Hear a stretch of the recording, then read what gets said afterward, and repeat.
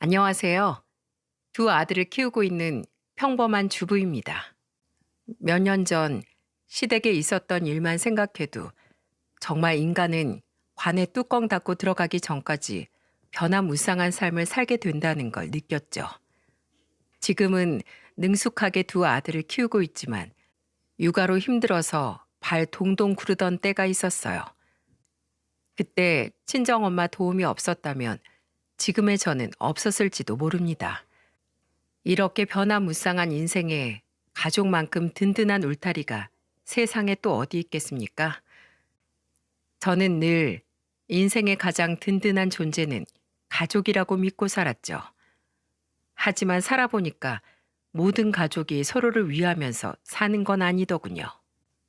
위기에 빠져서 힘들어하는 가족에게 손도 따뜻한 말도 아닌 오히려 모욕적인 말을 일삼는 사람들이 있었답니다. 바로 몇 년 전 시댁에서 겪었던 황당하고 어이없던 사건이었죠. 제 3자의 눈으로 그때 당시 누가 더 너무했던 건지 끝까지 한번 들어봐 주세요. 제가 결혼할 당시만 해도 시댁은 시부의 사업이 승승장구하면서 넉넉하게 사는 집안이었습니다. 시부와 시모는 고급 차를 각각 소유하고 있었고 좋은 집에서 살고 있었죠. 그래서 처음 시댁에 인사 갔을 때 여유롭게 잘 살고 있는 시댁을 보고 위축되기도 했어요. 아버지가 버스 기사로 일하면서 밤낮으로 일하셨지만 형편은 넉넉하지 못했죠.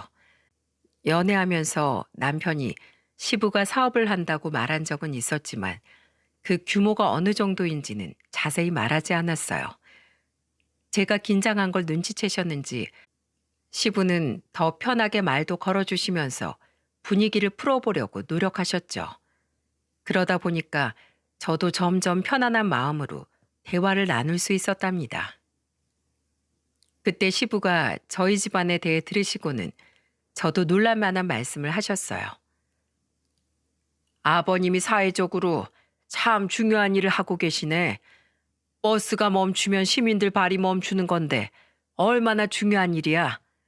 뉴스 보니까 버스가 몇 대만 멈춰도 사람들이 출근을 못해서 난리가 나더라니까. 아주 훌륭한 아버지를 보며 자랐네. 시부의 말에 저는 괜히 혼자 위축되면서 잠시나마 부모님을 부끄러워했던 제가 부끄러웠죠.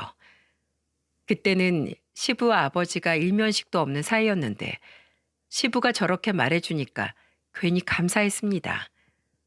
그리고 편견 없이 저를 있는 그대로 인정해 주시는 것 같아 좋았어요.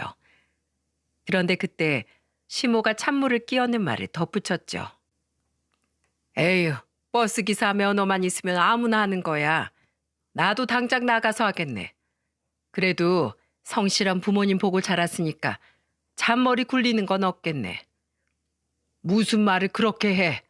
그렇게 쉬워 보이면 당장 나가서 해봐. 그때만 해도 시부가 인품이 이렇게 훌륭한 분이라 시댁 식구들도 시부를 잘 따른다고 생각했죠. 다 같이 모여있는 모습이 화기애애해 보였기 때문입니다. 하지만 아무리 행복해 보이는 가족도 가까이 지내다 보면 다 사정이 있다고 하지 않습니까? 결혼 전에는 화목하고 부족할 거 없어 보였던 시댁이었는데 결혼하고 나니까 참 이상했어요. 제가 결혼할 당시에 시부는 저와 남편한테 신혼집을 얻어주셨죠. 저희가 알아서 하려고 했지만 시부는 저희가 부족함 없이 시작하길 바라셨던 겁니다. 그래서 감사한 마음으로 받은 집에 남편과 같이 살림을 채웠어요. 그러다 신혼 초에 한 번은 시모가 저희 신혼집에 예고도 없이 찾아오신 적이 있었죠. 남편과 같이 퇴근 후에 저녁을 먹고 있었는데 갑자기 찾아온 시모를 보고 깜짝 놀랐습니다. 문을 열어주자 시모는 인사도 받는 둥 마는 둥 하더니 집안을 한번 쭉 훑어보다 저한테 뼈가 있는 것 같은 말을 했어요. 네 시아버지가 며느리 생각해서 이런 집 해줬으면 시부모부터 초대해야 하는 거 아니야? 아, 저희가 아직 정리가 덜 된 상태라 완전히 정리되면 정식으로 초대하려고 했어요. 뭐가 그렇게 바빠서 아직도 정리하고 있는 거야? 너도 참 굼뜨다. 네 시아버진 그 바쁜 와중에도 집 다 알아보고 손수 이렇게 목 좋은 곳에 집도 구해주시잖아. 아무리 네가 바빠도 사업하는 사람만큼 바쁘겠어? 뼈가 느껴지는 시모의 말에 저는 당황스러운 마음에 일단 정중히 사과드렸죠. 죄송해요. 제가 경황이 없어서 미리 말씀 못 드렸어요. 항상 이 집에 올 땐 시댁에 감사하는 마음을 갖고 살아. 이런 집에서 살게 됐으니까 항상 시아버지한테 감사한 마음을 가지고 있어야지. 안 그래? 네 큰형님은 늘 시댁을 섬기면서 살잖아. 너도 납작 엎드려서 시댁 위에서 살라는 거야. 돈은 시부가 벌어도 관리는 내가 하니까 특히 나한테 잘하라고. 알겠니? 네? 아, 네, 저도 노력할게요. 시모는 돈 관리하고 사는 자기한테 잘해야 된다면서 엄청 강조하는 겁니다. 솔직히 말도 안 된다고 생각했지만 그냥 그러려니 했어요. 그래도 원래 초대하려던 생각이 있었기 때문에 며칠 뒤 부랴부랴 시부모를 집으로 초대했죠. 그때 친정엄마가 직접 담그신 청국장도 밥상에 올렸습니다. 엄마는 집에서 직접 청국장을 담그시곤 했는데 너무 맛있어서 주변 지인들이 엄마가 청국장 만드는 날만 기다리기도 했어요. 한식을 좋아하는 시부가 좋아하실 것 같아 일부러 챙겨왔죠. 그렇게 뿌듯한 마음으로 시부모를 모시고 밥을 먹으려는데 시모가 코를 막으면서 찡그린 표정으로 말했습니다. 아유, 이게 무슨 냄새야? 아까부터 뭐가 썩나 했더니 청국장이었어? 손님상에 무슨 청국장이야? 아유, 촌스러워. 당장 치워. 시모의 말에 저는 너무 당황스러웠어요. 그때 남편이 시모를 보면서 침착하게 말했죠.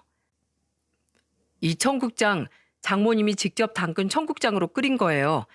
지난번에 저도 먹어봤는데 진짜 맛있어요. 요즘 이런 거 사 먹으려면 돈이 얼만데요. 이딴 거 누가 돈 주고 사 먹는다고 호들갑이야? 우린 이런 거 못 먹으니까 당장 치워. 손으로 계속 코를 막은 채 시모는 냄새 난다고 치우라고 소리쳤어요. 그때 시부가 시모를 보고 혀를 차더니 청국장찌개를 한 숟가락 떠서 드셨어요. 그러더니 눈을 동그랗게 뜨시면서 감탄하는 목소리로 말씀하셨죠. 이야, 직접 담그셨다더니 정말 맛있구나. 장맛이 깊어서 그런지 내 입맛에 아주 딱이야. 좀 넉넉히 가지고 있으면 나 집에 갈 때 좀 챙겨가게. 조금만 챙겨줄래? 아버님 입맛에 잘 맞으세요? 친정에서 넉넉히 보내주셔서 저희 먹을 거 말고도 많이 있으니까 갈 때 챙겨드릴게요. 그거 참 다행이네. 내가 아주 잘 먹었다고 꼭 전해드려. 알겠지? 네, 그럼요. 입맛에 맞으시다니 정말 다행이에요. 난 이런 청국장 없어서 못 먹어. 그러니까 갈 때 꼭 챙겨줘. 시부는 청국장이 입맛에 딱 맞다면서 좋아하셨답니다. 그런데 시모는 시부가 청국장을 챙겨간다니까 질색하는 표정으로 말했어요. 아니, 이 냄새 나는 걸 집까지 끌고 간다고? 당신 온 집안의 냄새 다 배길 텐데 뭐하러 가져가? 사람 사는 집에서 음식 냄새 나는 게 당연하지. 사람이 이런 걸 먹어야 건강해지는 거야. 당신도 고기만 먹지 말고 이런 걸 먹어. 나이가 들수록 기름진 것보다 담백한 걸 먹어야 한다고. 내가 언제 또 고기만 먹었다고 그래? 시모는 시부의 말에 청국장을 넉넉히 챙겨달라고 했죠. 시부의 말 한마디에 달라지는 시모의 모습이 당황스럽긴 했습니다. 하지만 이것도 신혼 초에만 낯설었지 살다 보니까 시모가 왜 저렇게 시부를 모시고 사나 이해할 수 있었어요. 처음에는 시모가 시부의 의견을 존중해주고 서로 사이가 좋은 줄 알았죠. 그런데 몇 년이 지나서 저도 어느덧 어린 아들 둘이나 키우고 있을 때 시모가 좀 특이하다는 걸 느끼게 됐답니다. 시모는 항상 모임이 많았고 특히 사람들 만나러 다니는 걸 굉장히 좋아했어요. 꽤 나이가 있었는데도 늘 화려한 옷과 액세서리까지 즐겨서 했죠. 그러다 한 번은 제가 큰아들을 데리고 병원에 다녀오는 길에 밥을 먹고 나오는 시모를 본 적이 있었어요. 모임이 있었는지 사람들과 다 같이 나온 시모는 신이 난 목소리로 다른 사람들을 보며 말했어요. 오랜만에 이렇게 모이니까 너무 좋다. 다들 잘 먹었어? 얻어먹는 사람이 불만이 뭐가 있어? 매번 이렇게 언니한테 얻어먹기만 해서 어떡해? 다음엔 우리가 살 테니까 제발 그 카드 좀 넣어둬. 얜 무슨 말을 그렇게 해? 우리 남편 사업이 요즘 얼마나 잘 나가는데. 신이 난 목소리로 시모가 말하자 주변에 있던 사람들은 모두 시모를 부러워했죠. 시모가 나온 건물을 보니까 고급 레스토랑이 있는 게 보였습니다. 늘 저렇게 시모는 고급차를 끌고 다니면서 사람들을 불러 모아서 밥을 사는 걸 좋아했어요. 게다가 저렇게 친구들이 모인 날은 시모가 딱 명품 가방을 자랑하는 날이기도 했죠. 그때 시모가 사람들이 있는 앞에서 갑자기 손목이 아프다면서 팔을 올렸습니다. 그러자 시모 손에 있던 가방을 본 한 분이 놀란 표정으로 말했어요. 어머 세상에, 언니, 이 가방 벌써 산 거야? 지난주에 새로 나온 가방이잖아. 그러고 보니까 신발도 못 보던 신발이네. 이게 신상이야? 난 그냥 백화점 갔다가 눈에 띄길래 그냥 산 건데 괜찮다고 해도 남편이 굳이 사주겠다고 고집을 부려서 하나 산 거야. 시모는 어깨를 으쓱거리면서 자랑을 늘어놓기 바빴죠. 그때 아이 병원에 다녀오다 시모를 보고 인사하러 갔다가 웃음이 터질 뻔했어요. 웃음을 꾹 참고 저는 시모한테 반갑게 인사를 했습니다. 어머님, 오늘 약속 있으셨어요? 너 왜 여기서 나와? 오늘 큰애가 예방접종 맞는 날이라서요. 모임 있으셨나 봐요. 안녕하세요. 저 어머님 둘째 며느리예요. 제가 인사를 하자 시모는 꽤 당황한 얼굴이었죠. 그런데 그때 시모 친구 중 한 명이 반가운 목소리로 저한테 황당한 말을 했어요. 어머, 말로만 듣던 둘째 며느리 이제야 보네. 친정이 유명한 한정식을 한다면서요? 어딘지 말 좀 해줘요. 아이, 궁금해 죽겠네. 네? 한정식이요? 금시초문인 소리를 하는 친구분의 말에 저는 황당했습니다. 그러자 시모는 저보다 더 당황한 표정을 짓더니 황급히 저를 데리고 자리를 뜨려고 했죠. 애들 주사 맞으면 얼른 집에 가서 쉬어야지. 얼른 가자. 안 그래도 마침 네 시아버지도 집에 있으니까 손자랑 좀 놀게 해드려. 우리 갈게. 다음에 봐. 그렇게 저는 시모 손에 이끌려서 얼떨결에 시댁까지 가게 됐어요. 아까 저한테 황당한 소리를 했던 분의 말이 맴돌아 확실히 짚고 넘어가야겠다 싶어서 의심스러운 목소리로 물었습니다. 어머님, 방금 친구분께서 저에 대해 잘못 알고 계신 것 같은데 제대로 말씀드려야 하는 거 아닌가요? 나중에 난처한 일 생기면 어떡해요? 난처한 일이 뭐가 생겨? 너만 입 다물면 아무도 몰라. 그리고 내 체면이 있지. 버스 기사에 식당 일하는 사람들이랑 사돈 맺었다고 하면 사람들이 날 뭐라고 생각하겠어? 조금이라도 잘난 게 있어야 있는 그대로 말할 거 아니야? 저는 시모의 말에 황당하기만 했죠. 저희 부모님께서 범법 행위를 저지르고 사시는 것도 아니고 정당하게 일하시고 성실하게 사는 분들이 왜 시모 체면을 구긴다는 건가요? 너무 기가 막혀서 뻥 쪄 있는데 어느새 시댁에 도착한 거예요. 시모를 따라서 시댁으로 들어가자 시부가 화가 잔뜩 난 얼굴로 핸드폰을 들고 서 있다가 마침 들어오는 시모를 보고 화를 내며 말했습니다. 대체 뭐라고 돌아다니면 한 끼에 50만 원이 넘는 돈을 쓰는 거야? 당신 제정신 맞아? 당신 내가 뭐 쓰는지 문자로 다 보고 있던 거야? 카드값이 하도 많이 나오길래 대체 뭘 쓰나 보려고 알림 설정해놨지. 당신 너무 돈 무서운 줄 모르고 막 쓰고 다니는 거 아니야? 그냥 아는 동생들이라 모임이 있어서 좀 썼어. 그럴 수도 있는 거지. 당신은 왜 쪼잔하게 그런 걸 다 계산해 보고 있어? 내가 생활비 쓰라고 준 거지. 동네 사람들 밥 먹여주고 돌아다니랬어? 대체 뭐하고 다니는 거야? 이런 식이면 나 그 카드 뺏는 수가 있어? 오늘은 며느리랑 먹은 거야. 자, 봐. 같이 왔잖아. 시모는 시부의 추궁에 갑자기 저를 보면서 핑계를 대기 시작했죠. 그러자 시부는 저를 보고 황당한 표정을 지었습니다. 기가 막히긴 저도 마찬가지였어요. 시부는 저한테 의아한 표정으로 물었죠. 둘이서 한 끼에 50만 원이 넘는 밥을 먹었다고? 아니에요. 전 우연히 병원에서 나오다가 여기까지 온 거예요. 어머니께 물을 것도 있고요. 제 말에 시모는 조용히 하라는 손짓을 했습니다. 그래도 저는 아랑곳하지 않고 시모를 보고 물었어요. 어머님, 친구분께 제 친정 유명 한정식 집안 아니라고 분명하게 말해주세요. 저 괜히 체면 치레한다고 저희 부모님이 하시는 일 숨기고 싶지 않아요. 뭐야? 이 여편 내가 또 그런 거야? 큰 며느리한테도 그러다가 개망신 당해놓고 아직도 정신 못 차렸어? 카드 이리 내놔. 왜 그래요? 이게 다 당신 명성 지켜주려는 거잖아. 내가 무슨 선거 나가? 명성 지켜서 뭐 한다고? 그 입만 열면 거짓말하고 돌아다녀. 알고 보니까 시모는 큰형님도 저처럼 둘러대고 다니다 개망신을 당했던 적이 있던 거예요. 그래서 시부가 또 똑같은 짓을 반복하는 시모를 알고 버럭 화를 낸 겁니다. 결국 그날 시모는 신용카드를 뺏기고 매달 정해진 금액을 체크카드로 쓰게 됐죠.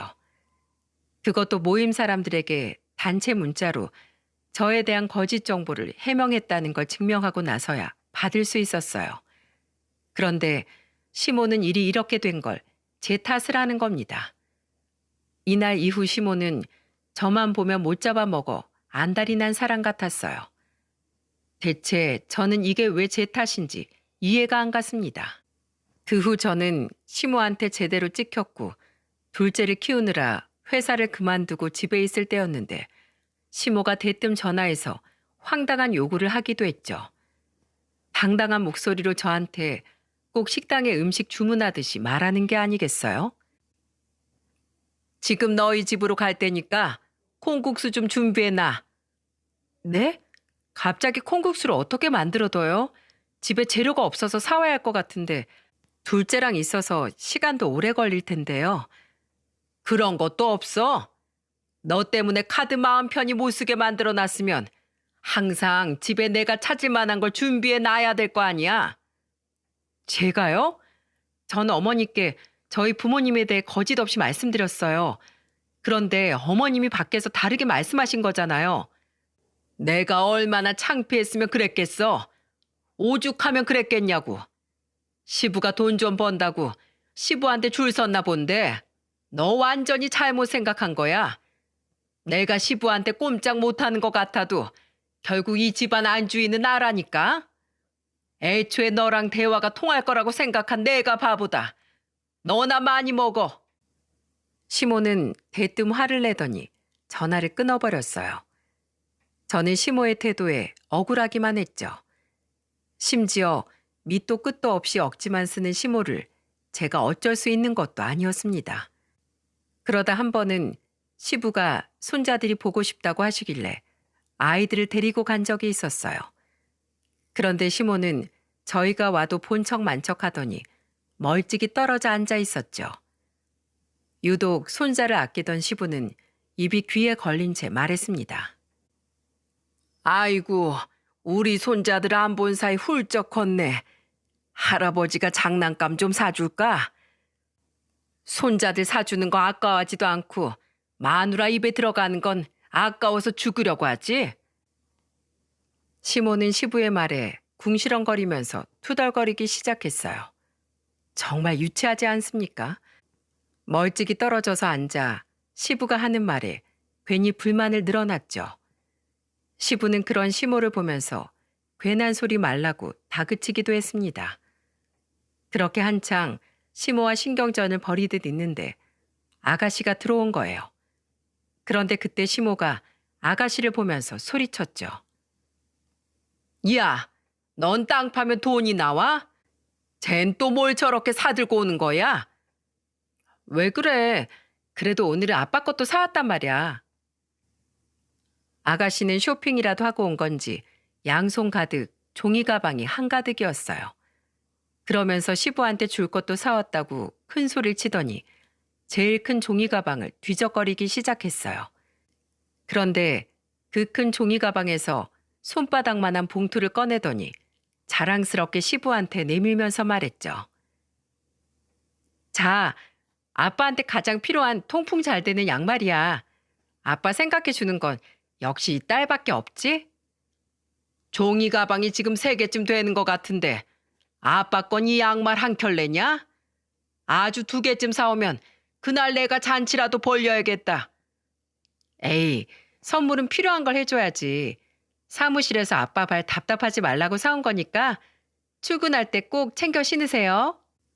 에라이, 일주일 중에 평일 내내 출근하는 아빠한테 꼴랑 양말 한 켤레 주면서 챙겨 신으란 자식은 너뿐일 거다.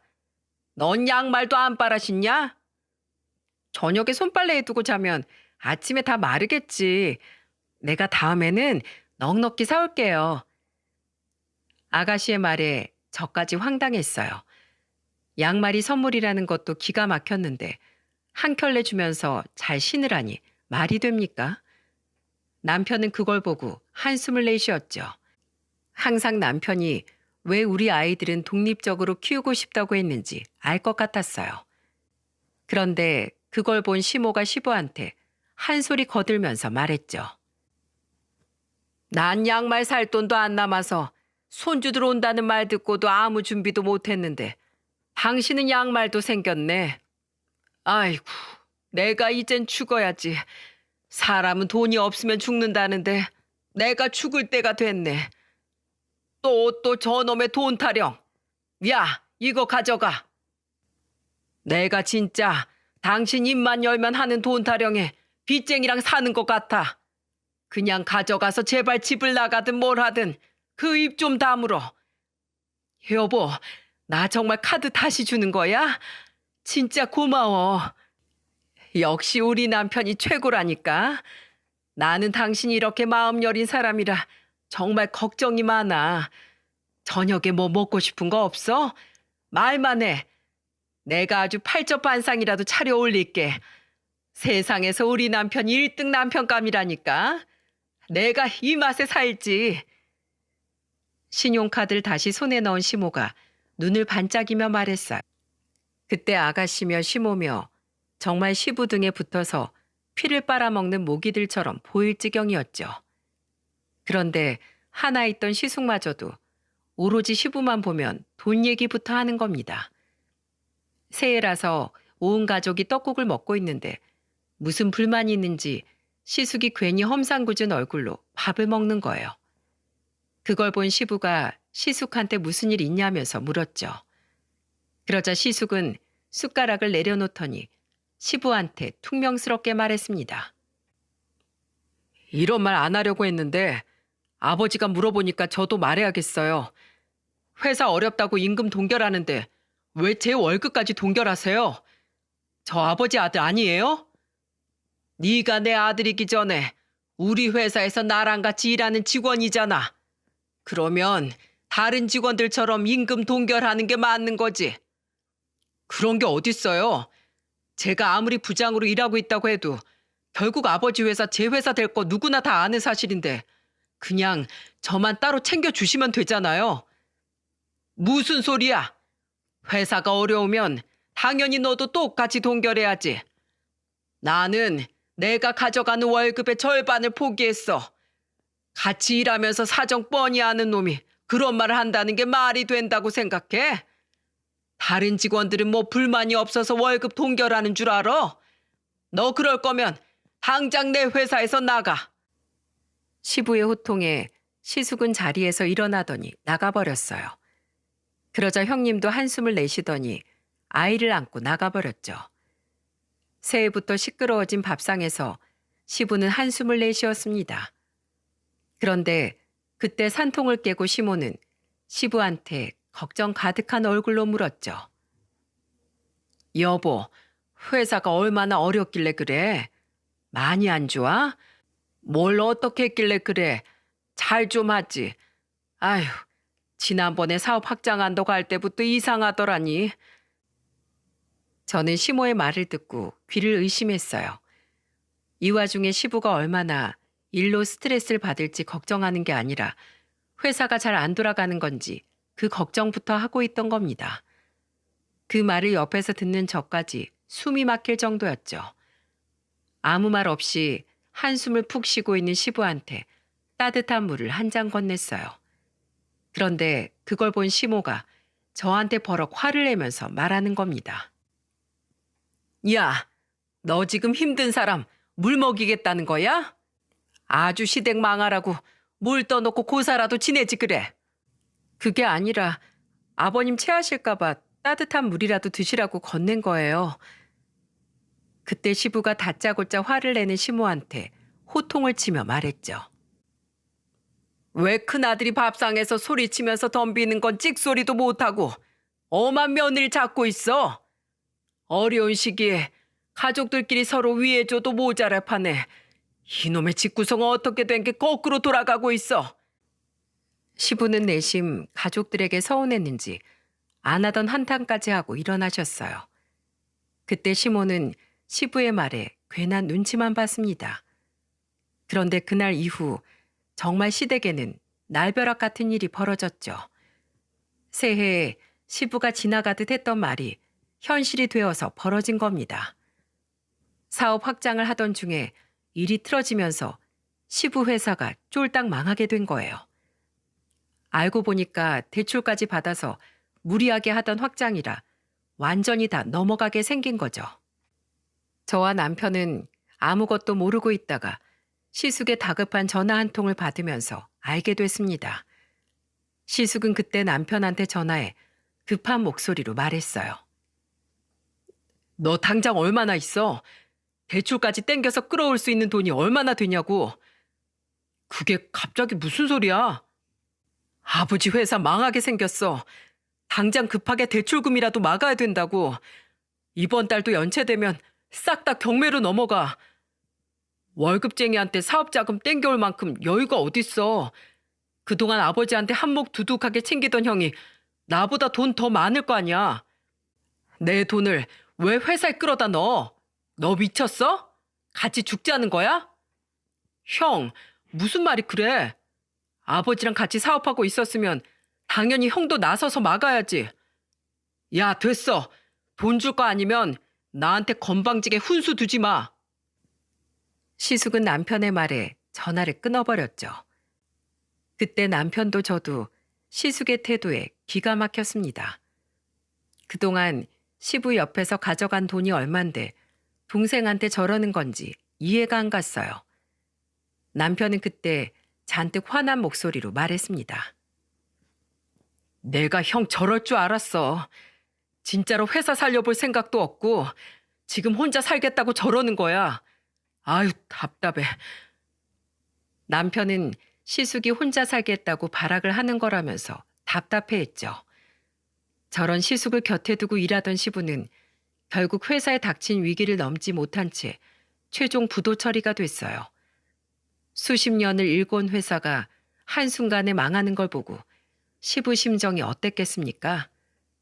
그런데 시부는 슬퍼할 겨를도 없이 집 담보 대출까지 연체되면서 결국 살던 집까지 넘어가게 생긴 겁니다. 남편과 저는 너무 놀라서 시댁으로 가봤어요. 이미 시댁에는 여기저기 압류딱지가 붙어 있었죠. 허망한 표정으로 멍하니 앉아있는 시부 옆에서 시모가 한탄하면서 울고 있었습니다. 아이고, 이 양반아. 말년에 이게 뭐야. 온 가족 길바닥에 다 나앉게 생겼는데 이제 어쩔 거야. 그만해. 한평생 일궈온 회사가 넘어갔는데 내 심정은 어떨 것 같아? 당신이 지금 나한테 이러면 안 되는 거지. 지금 거지꼴이 되게 생겼는데 당신 마음 헤아릴 여유가 어딨어? 나가. 당장 나가서 회사 다시 살려내. 저는 시부 등을 내려치면서 한탄하는 시모를 뜯어 말렸어요. 그러자 시모는 바닥을 치며 울기 시작했죠. 그러더니 시모가 저한테 울면서 말했습니다. 나 이제 어떡하니?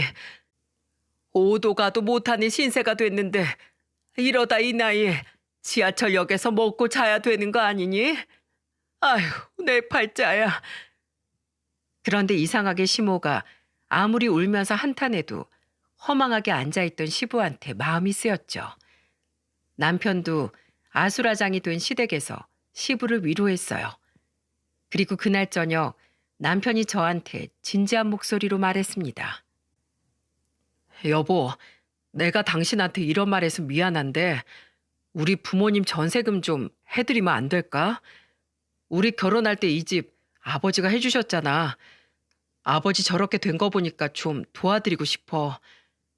그래, 우리 아버님 생각해서 도와드리자. 오늘 보니까 아버님 너무 힘들어 보이셔서 나도 계속 마음이 안 좋았어. 저는 남편과 상의 끝에 적당한 전세를 찾아봤죠. 마침 집 근처에 괜찮은 매물이 있길래 얼른 계약했어요. 그렇게 집만 해결되면 시댁 식구들도 괜찮아질 줄 알았습니다. 시부모와 아가씨 세 식구 살기 좋은 크기라 괜찮다고 생각했죠. 그런데 이상하게 시부가 안색도 안 좋고 목소리에 힘도 하나 없는 거예요. 그래서 저는 반찬을 좀 챙겨서 걸어서 10분 거리에 있던 시댁으로 갔습니다. 그때 시댁에 갔다가 정말 경악을 금치 못했죠. 시모랑 아가씨는 거실에서 치킨에 맥주까지 마시고 있는데 시부는 어디 있는지 보이지도 않았어요. 그래서 저는 황당한 표정으로 시모한테 물었습니다. 아버님은 어디 계세요? 아버님도 치킨 좋아하시는데 같이 드시지 그러셨어요. 그 양반 먹을 게 어딨어? 집안 쫄딱 말아먹어 놓고 뭘 또 먹어? 내가 방에서 반성하라고 나오지도 말라고 했어. 아유, 꼴 보기 싫어. 엊그젠 차도 팔아넘겼어. 이제 꼼짝없이 버스 타야 된다고.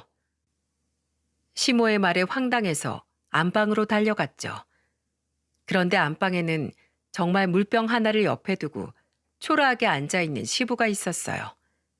그 모습을 보니까 저는 화가 났습니다. 시부가 그동안 가장으로서 역할을 안 한 것도 아니고 이게 말이 됩니까? 그래서 거실로 가서 시모한테 화를 내면서 말했죠. 어머님, 정말 너무하신 거 아니에요? 어떻게 아버님을 저렇게 두세요? 뭐? 너 이제 시댁 망했다고 눈에 뵈는 게 없지? 너 줄 잘못 썼다고 내가 경고했어, 안 했어? 네 시아버지 이제 먹고 죽을래도 돈이 없어서 못 죽는 팔자야. 너 어쩔 건데? 이럴 때일수록 저희가 아버님께 힘을 드려야죠. 힘은 개뿔. 그런다고 없던 돈이 생길 것 같아? 나 몰래 저 인간한테 쌀 한 톨이라도 주기만 해봐. 내가 너 가만 안 둬. 이제 밥값도 못하는데 하루 한 끼만 줄 거니까 넌 가만히 있어. 어머님 정말 너무하시네요. 아버님 저희 집으로 모셔서라도 끼니 챙길 테니까 그럼 신경 끄세요. 누구 맘대로? 어디 시애미한테 덤벼? 내가 돈이 없지 자존심이 없는 줄 알아? 내 손에 매운맛 좀 보려고 이러는 거야? 그러자 옆에 있던 아가씨까지 벌떡 일어서더니 비아냥거리면서 말했어요. 새언니, 진짜 쥐뿔도 없으면서 선 넘네. 이깟 전세 하나 얻어줬다고 너무 유세 부리니까 고맙던 마음도 사라져요. 이깟 전세요? 그럼 둘이서 나가던지 하세요. 왜 이깟 집에 살려고 하는데요? 너무 기가 막혀서 저도 같이 화를 내기 시작했습니다. 그런데 그때 안방에 있던 시부가 달려나와 셋을 뜯어 말리면서 말했어요. 그만들 해. 내가 며느리 복이 면목이 없다. 걱정 말고 그만 가봐라. 시부는 눈물을 흘리면서 저한테 가보라고 애원하셨죠. 결국 저는 시부의 말에 무거운 발걸음을 돌렸습니다. 그렇게 집에 왔지만 마음이 너무 불편해서 시부한테 짧은 문자를 남겼어요. 아버님, 주방에 반찬 있어요. 꼭 밥 챙겨 드세요. 기운 내셔야죠. 혹시 청국장 찌개 드시고 싶으면 언제든지 말씀하세요. 걱정스러운 마음에 2통의 문자를 남겼는데 시부한테 한참 뒤 답장이 하나 왔죠. 고맙다. 네 덕분에 기운이 난다. 시부의 문자에 가슴이 먹먹해졌습니다.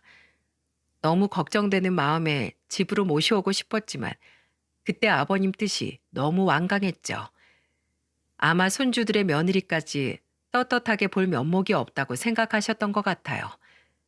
남편은 이 상황에도 중립적인 태도를 취하고 있었어요. 그런 남편 보고 대체 왜 그러냐면서 따져 물으면 남편은 이렇게 말했죠. 아버지한테 나 수도 없이 말했어. 가족들 위하는 것도 좋은데 본인 목도 챙기라고. 그런데 이것 봐. 일 터지니까 가족들 다 등 돌리는 거.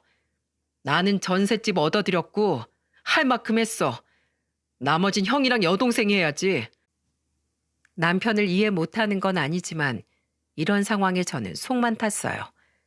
그러다가 시부한테 한 통의 급한 전화를 받게 됐습니다. 2 아들을 모두 어린이집에 보내고 청소를 하고 있는데 시부한테 전화가 걸려왔죠. 그런데 시부가 힘이 하나도 없는 목소리로 힘겹게 말씀하시는 거예요. 새아가 네가 끓여주던 청국장이 먹고 싶구나. 아버님, 무슨 일 있으세요? 목소리 왜 이렇게 힘이 없으세요? 어제 점심에 한 끼 먹고 지금까지 못 먹었어. 그런데 네가 끓여준 그 찌개가 너무 생각이 나는구나. 힘겨운 시부의 전화에 저는 급하게 재료를 챙겨서 바로 시댁으로 갔죠. 시부한테 전화 온 시간이 오후 2시쯤이었는데 얼마나 배가 고프셨겠어요. 정말 해도 해도 너무한다 싶은 생각만 들었습니다. 그렇게 부랴부랴 가서 급하게 찌개를 끓이기 시작했어요. 우선 시부를 식탁에 조심히 앉혀드리고 시모가 없길래 물어봤죠. 알고 보니 시모는 시부한테 물 한 잔 떠주고는 혼자 볼일 본다고 나간 겁니다. 생각할수록 기가 막혔지만 우선 시부를 위해 청국장 찌개를 내놓고 한 상 차려드렸어요. 그러자 시부는 찌개를 한술 뜨더니 울먹이면서 말했죠. 새아가 내가 미안하다. 이런 못난 모습을 보이고 밥까지 얻어먹고 있는 신세라니 미안하다. 얻어먹다뇨. 그동안 아버님이 저희 애들도 잘 챙겨주셨잖아요. 그러니까 너무 미안해하지 마세요. 그리고 제가 술도 챙겨왔으니까 조금만 드세요. 제가 끓인 청국장에 반주하시는 거 좋아하셨잖아요. 내 마음 알아주는 건 너뿐이구나. 나는 인생 헛살았어. 제 말에 시부는 술도 한잔 하시고 힘겹게 찌개도 한술 뜨셨어요. 숟가락에 반찬을 놔드리면서 천천히 드시라고 했어요. 그런데 그때 문이 열리는 소리가 들리더니 시모가 들어왔죠. 그런데 시모가 문을 열자마자 짜증 가득한 목소리로 말했습니다. 이게 무슨 냄새야? 야, 너 이거 뭐야? 내 허락 없이 저 인간 밥 주지 말라고 했지? 네 시부 말 무시하랬지? 말 안 들어? 정말 너무하신 거 아니에요? 아버님이 무슨 소예요? 어머님이 밥 먹으라면 먹고 나가서 일하라면 일하는 소냐고요.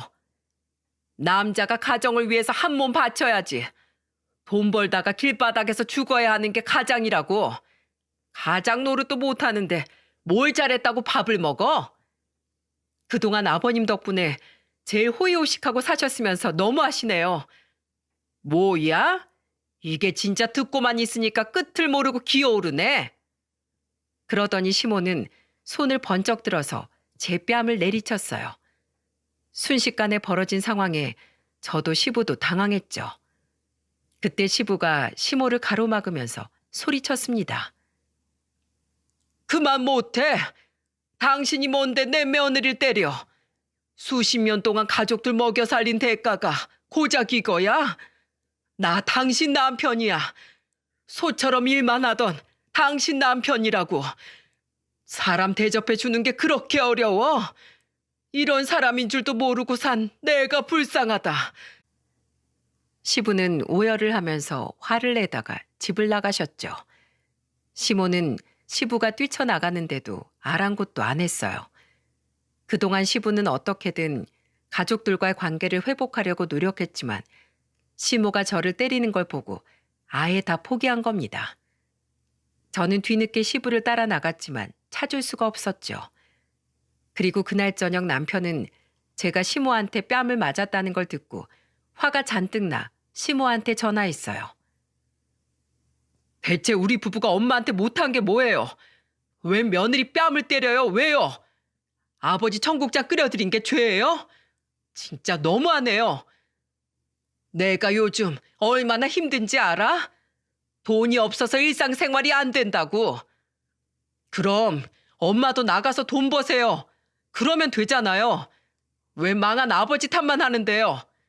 진짜 엄마 이런 모습 소름 돋고 정 떨어져요. 제발 정신 좀 차려요. 결국 남편도 시모한테 한 소리 하게 된 겁니다. 그 후 한참 연락이 없던 시부는 뒤늦게 나타나 시모와 황혼 이혼을 하겠다고 선언했죠. 시숙과 아가씨, 남편, 그 누구도 뭐라고 하는 사람이 없었어요. 오히려 남편과 저는 황혼 이혼 후에 시부를 집으로 모셨습니다. 시모는 그런 선택을 한 저를 보면서 비아냥거리면서 말했죠. 네가 데려가는 사람 남은 거 없어. 완전 개털이야. 마른 걸레 짠다고 물 나올 것 같아? 아무리 쥐어 짜봐라. 물 한 방울 나오나. 저 아버님한테 바라는 거 없어요. 그래도 애들 친할아버지인데 저라도 모셔야죠. 어머님 집은 그냥 둘 테니까 제발 정신 차리고 사세요. 제 마지막 호의예요. 어이구, 집을 사준 것도 아니면서 전세 가지고 유나는? 야, 2년 안에 내가 의리의리한 대저택 구해서 내 발로 나갈 거다. 저와 남편은 그렇게 시부를 모시고 살게 됐어요. 그 후 시부는 몰라보게 안색도 좋아지고 활력을 되찾기 시작했습니다. 애들도 할아버지를 잘 따라서 집은 늘 웃음이 끊이질 않았죠. 시부는 뭐라도 해야겠다면서 저한테 도울 게 없냐고 물으셨죠. 그래서 고민 끝에 저는 시부한테 이런 부탁을 했어요. 아버님, 둘째 등하원 좀 도와주세요. 큰애가 이제 초등학교 갓 입학해서 제가 같이 가줘야 하거든요. 그럼 시간이 좀 애매했는데 아버님이 둘째 좀 맡아주세요. 그럼 내가 해야지. 넌 아무 걱정 말거라. 시부는 저의 간단한 부탁에도 기뻐하셨답니다. 그렇게 한 3년을 잘 살고 있었습니다. 그런데 전세 계약을 앞둔 시점에 집주인이 저희한테 더 이상 연장이 안 된다는 말을 하는 거예요. 아들이 결혼을 하게 되면서 그 집을 신혼집으로 살겠다는 거였죠. 연장이 더 이상 안 된다고 하는데 버틸 수도 없고 수긍할 수밖에 없었습니다. 게다가 마지막에 시모가 알아서 나갈 거라고 했으니까 대수롭지 않게 생각했어요. 그런데 제가 집을 빼야 한다고 하니까 시모가 뭐라고 했는 줄 아십니까? 아니, 그 집을 빼면 난 어디로 가라고? 나 갈 곳도 없는데. 집주인이 쓰겠다는데 어떡해요 그럼? 대저택 구해서 나가신다면서요? 그럴 돈이 어딨어. 네가 말 좀 잘해봐.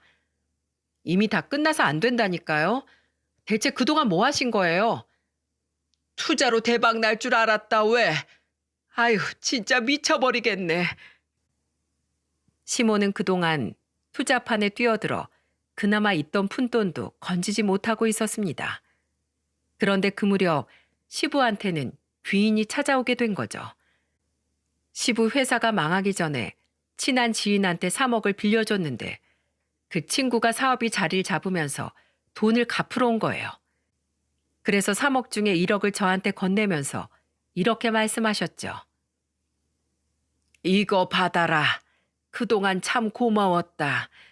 난 이제 적당한 집 구해서 나간 다음에 다시 재기해 보려고 한다. 아버님, 이 돈 없어도 저희 살 수 있어요. 챙겨 가세요. 고마워서 그래, 고마워서. 받아도 네가 이거 안 받으면 내가 편히 살겠어? 나중에 나 자리 잡으면 다시 연락하마. 그러니까 너희들도 잘 살고 있어. 시부는 그렇게 되찾은 돈을 사업 자금으로 투자해 다시 일을 하기 시작했어요. 워낙 평판이 좋던 분이라 다시 일한다는 소식에 지인들이 너도 나도 돕겠다면서 몰려왔죠. 그렇게 1년 정도 흐르자 시부는 예전만큼은 아니어도 어느 정도 안정권에 접어들고 있었습니다. 예전에 일하던 분들이 많이 도와준 덕분이었어요. 이렇게 시부는 점차 생활 기반을 잡아가는 반면 시모는 난리도 아니었죠. 시숙은 시모랑 아가씨 버리고 자기 가족만 챙겨서 도망가 버렸습니다. 평생 일해본 적 없던 아가씨가 도움이 됐겠습니까? 맨날 시모 옆에서 울기만 하는 거죠.